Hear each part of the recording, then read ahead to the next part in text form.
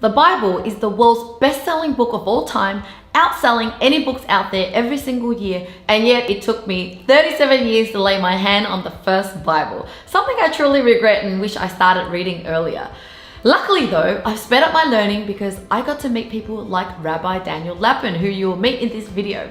Now, Rabbi Daniel is a rabbinic scholar, popular international speaker, best-selling author, and he's passionate about the Bible, but also making money. So he blends Bible teachings with specific business principles to improve people's finances and family life.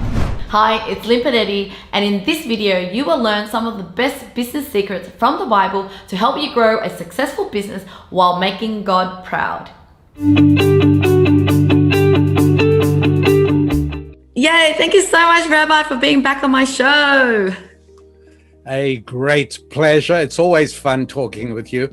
And it's as if the gap of thousands of miles of geography and hours of time difference just melt away. And it's almost just like sitting in a room and having fun talking. I know, 100%, right? Like you're in New York, I'm in Sydney, and yeah, our time's very different, but I feel really close to you. I must tell you, by the way, that I love Australian television. The quality is so much better than American television.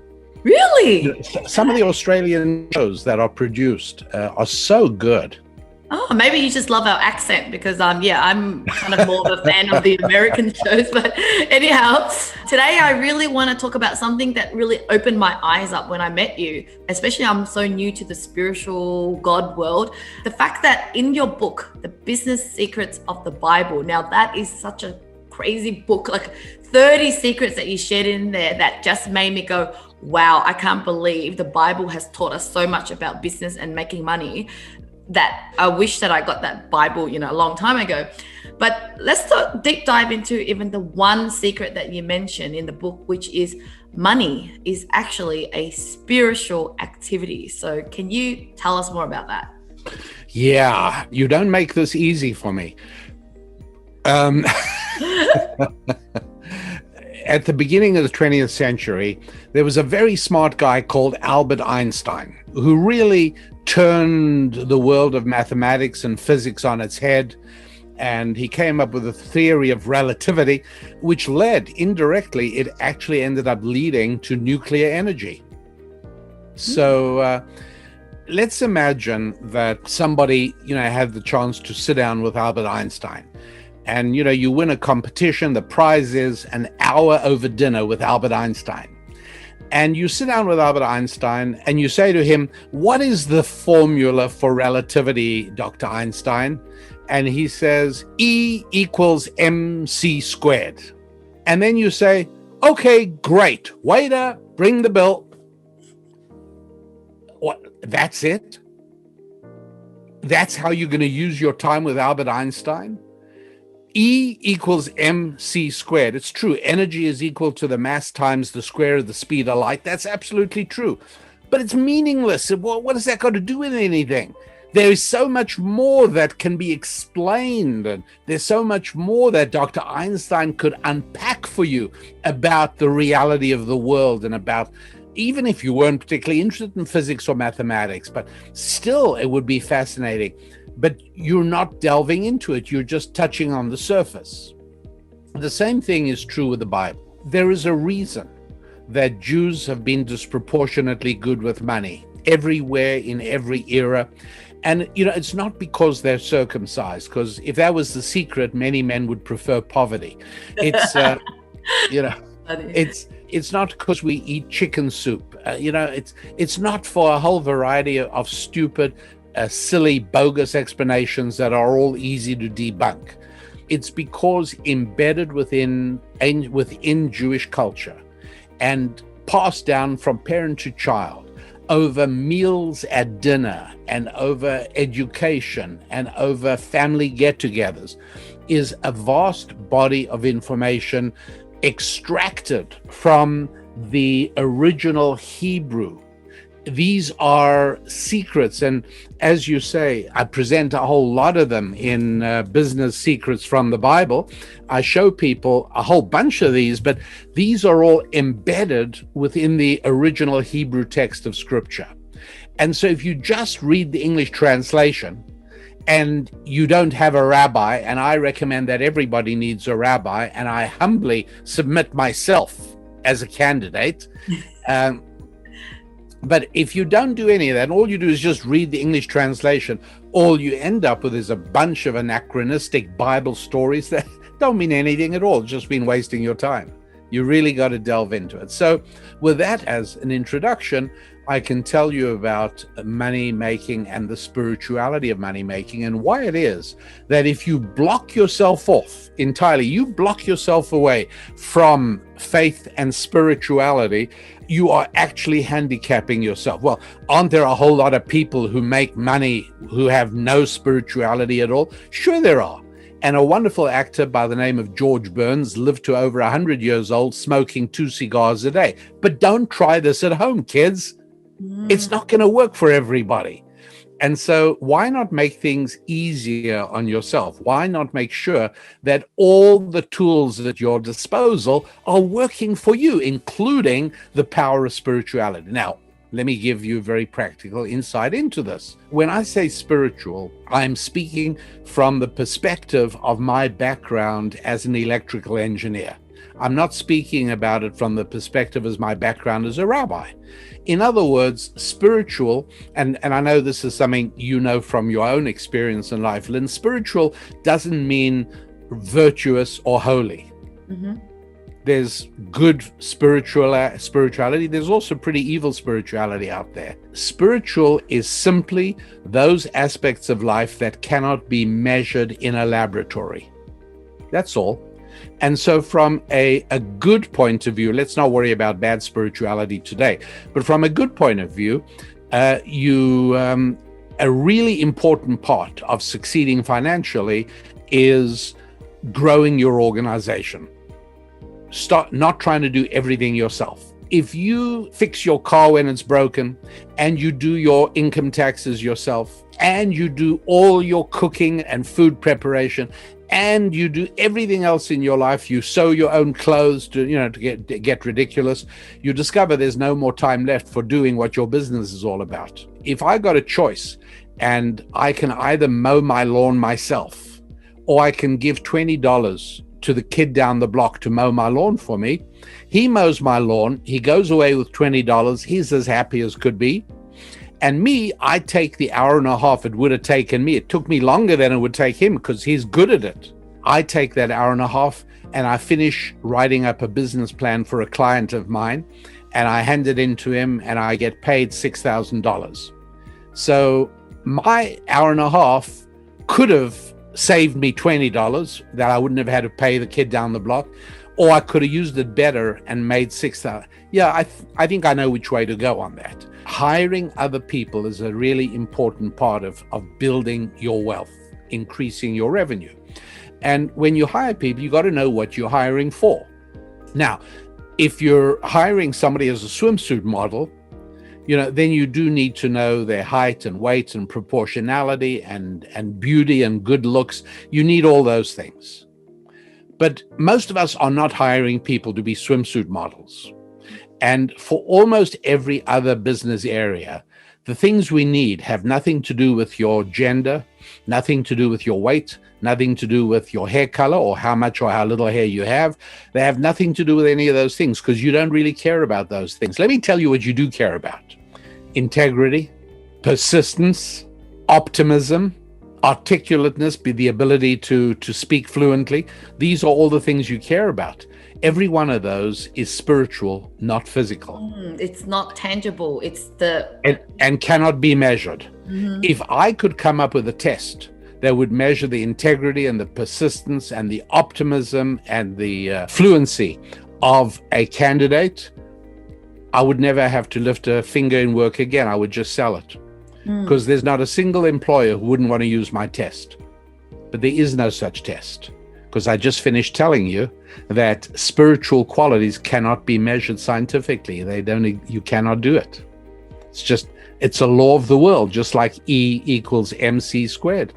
The law is spiritual characteristics cannot be measured scientifically. So all the things that can be measured scientifically, I'm not interested in. And all the things I'm really interested in cannot be measured scientifically. So now, how do you hire people with those spiritual qualities? You make yourself a person who is spiritually aware and spiritually sensitive.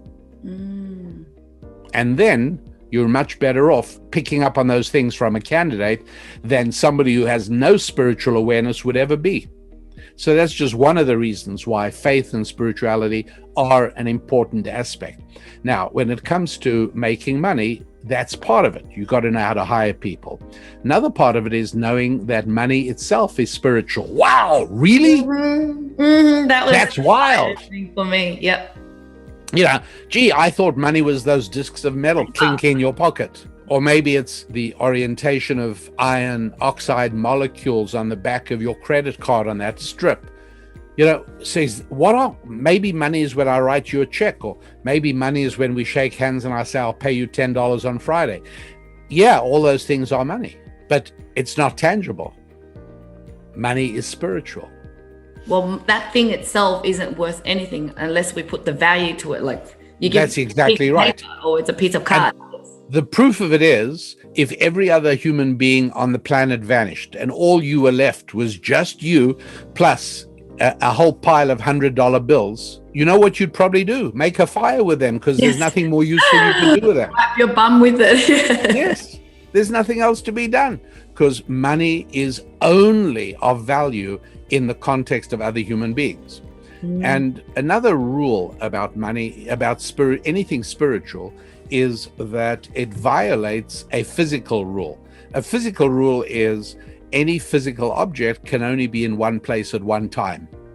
And so if at this moment you're in Sydney, then I can guarantee it that you are not in New York. Yes, I'm right here. At this moment. Now, you might be in New York tomorrow, but then tomorrow you won't be in Sydney. Our bodies are physical. They can only be in one place at a time. Now, our spirits and our souls are completely different. They can be anywhere and everywhere. So you think now about the difference. If money is physical, which is wrong, the fact that so many people think that helps to explain a frightening phenomenon that is spreading around the world. And that is many people are buying into the principles, I should say the religion, the belief system of socialism. Socialism hates successful people. Socialism hates people with money, regards them as the enemy. And socialism says things like, well, the rich must pay their fair share, being very careful not to define who the rich are and being very careful not to define what fair means. That remains the prerogative of politicians to decide what the tax rate will be and for whom. But the enemy, the person that is vilified and the attempt is made to turn the mob against them is always the rich. So how can this be? And the answer is that if you believe that money is physical, not spiritual, then it can only be in one place at a time. And therefore, if there's a bunch of money that I had today, and tomorrow I look and I see you've got it, well, then you took it from me, obviously. And therefore, what has to happen is there must be redistribution. But you see, that's not really how it works. The fact is, you have money from me because I gave it to you voluntarily. You know why? Because you provided me with something, you know, a book, a car, a violin that I valued more than the money I paid you. Otherwise, I wouldn't have done the deal. So therefore, my wealth status is improved by having done a transaction with you. But the socialist looks at what's happened and he sees you took my money. So we have to tax you to get it back so I can get some more of it. Yeah. So this is a little bit of the background as to why it's so important to understand that money is spiritual and the entire process of business is spiritual. Yeah, I love that. And I think we need to relate this to the next secret that you shared, which is that to make money also is that you have to be obsessively preoccupied with the needs of his other children meaning the other human beings. And what I love is that in business, I was taught to, you know, think about how you can serve your customers, But now I really get it. It's like, well, you know, God loves all his children. And if you could really find ways to add value to their life, you're not just taking care of his children, they're going to pay you for it. And of course, you're going to be wealthy because you've got all the money from helping people. Can we talk about a bit of that? It's really very interesting and worthwhile getting oneself wrapped around, because again, anybody who really grasps what we're talking about here, and obviously we only have a few minutes to discuss it, whereas in the book Business Secrets from the Bible, I lay it out and I unpack it, and you can absorb it and you can read it again and again. But if you were to be able to really grasp this idea that it's pleasing other human beings, you are well on your way. You know, how often do I go into a business and I know that the owner's not there, but an assistant is serving me, and the assistant is surly and resentful, makes me feel bad for disturbing him from all the important things he was doing. And you said, this is not a business that's going to work as long as that untrained employee is behaving that way. That employee will be shocked to get fired, and he won't know why, because most business owners don't have time to educate people. So, you know, whether you are in job search mode, or whether you are in hiring mode, or whether you're expanding your multi-million-dollar company into a multi-billion-dollar company, it always is crucial to have deeply implanted within your reality this idea that monetary success follows the principle of pleasing other human beings. And I'm going to give you a really important substantiation of this, because it's not enough for us to just tell people the truth. What we have to do is help them believe it. We've got to help them be able to absorb it into their bodies with conviction, so that they can then bring about a transformation in how they behave and how they interact with other people. So you'll pardon me, it's not my intention to be provocative or anything here, but this is part of how the world really works, and it's part of what God put in the Bible for us to understand. But that is, making money is very similar to making a baby. It's very, very similar. Why? It's important to understand this. And the reason is because the most creative thing that a human being can do is partner with another human being and create a baby. Right? I don't know who Adolf Hitler's parents were, but I will tell you that the name wasn't Hitler. The family name was Schickel-Gruber. Wow. I never knew that. And so, you know, whether they were married or not, I don't remember. But when Mrs. and Mrs. Schickel-Gruber conceived a little baby and they called him Adolf, they obviously couldn't know that he would change the world in a horrible way. I mean, nothing good there at all, but undeniably changed the world. Now, it was pretty smart of him to change his name from Schickel-Gruber to Hitler, right? Because there's no way ever that 100,000 people would have risen to their feet in the Nuremberg auditorium and held out their arms and shouted out, "Heil Schickel-Gruber." That would not have happened. But the most creative thing that people can do, you create a baby, you have no idea what impact that child will have on the world. There's literally nothing more powerful you can do. Now, the next most powerful thing you can do is bring about a financial transaction, because you are literally creating something out of nothing. In the sense that two strangers interact and one person buys something from the other person. The seller goes away happier because he's now sold his merchandise and he's got the money he wanted. The customer walks away happier because he now has something that he values more than the merchandise. And if you actually do a financial statement analysis, you find that the simple act of two strangers engaging in a financial transaction, that is actually added to the store of money in that community and in that society and in that country. So this is one of the reasons that every growth in technological ability to communicate resulted in a massive increase in financial creativity. The arrival of the steamship that made people in Europe able to trade with people in North America, a huge blow up of economic creativity. The development of the telegraph in 1844, the development of the telephone in the early 20th century, the spread of television in 1950, early 1950s. Each one of these things brought about an explosion of economic productivity because they let people communicate better and connect better.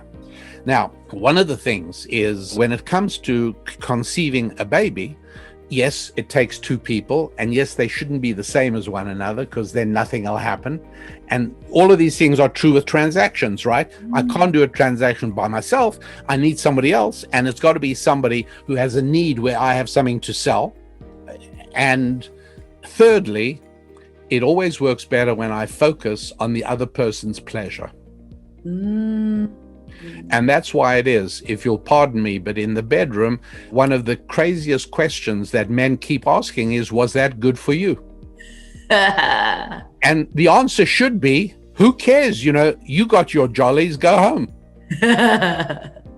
But no, somehow or another, there is a deep awareness that part of the success of this encounter is conveying joy to the other person. And that's why there are many, many, many women and many, many circumstances, and I'm not saying they're wrong, who will, as it were, quote, fake it, because they realize that so doing will add to the pleasure of the guy. So we see how spiritual this interaction is. It's not just a spasm in the spinal column. It's not just a little friction, but it's something hugely profound that involves what I have done for another person. And the economic transaction is exactly the same. Yeah, that is so eye-opening. Like, to be honest, like, you really just got me to understand so much deeper, you know, whereas I think without this knowledge, you kind of don't even get why you're in business. You're just selling some products and you're not understanding the depth of it. And I guess we can go on and on, but my other cool thing, the other topic that I love was everything important and joyful you have achieved has been in participating with at least one other person, which is you're saying there. And I think there's 27 more other business secrets that I think people should grab the book, read it, to really see that how God designed all this to make you wealthy if you understand the rules, so that you know, at the end of the day, we want people to achieve success so that they could help. It's not about just praying for money. It really isn't. You know? And when you pray for a Ferrari and you don't get one, it's not that God didn't hear your prayers. He did. He just said no. Because you haven't read the Bible, you haven't applied it, you don't understand what the hell you're doing. What have you done for me lately? Yeah. So where can people grab a copy of that book, as well as I think you're giving away a free ebook as well? Yes. Well, all they got to do is go to my website, which is rabbidaniellapin.com. And you'll put it down there, won't you? Yep. And people will be able to see that. And you go there and you'll look for business secrets from the Bible, the book. You can do that. Needless to say, you can also get it from anywhere else where good books are sold. I won't mention the name of a famous large online bookseller because they don't advertise on your show yet, do they, Lynn? No. Well, then I'm not giving them free publicity here, that's for sure. But you can get it anywhere. And if you would like to get a free ebook, you can download it. Like, as soon as we finish this show, you can then go to rabbidaniellapin.com and look for an ebook called The Holistic You, which is explaining the 5 different parts of your life that you have to develop in order to succeed financially. And you can have that for absolutely free. It doesn't cost us anything. It's just a download.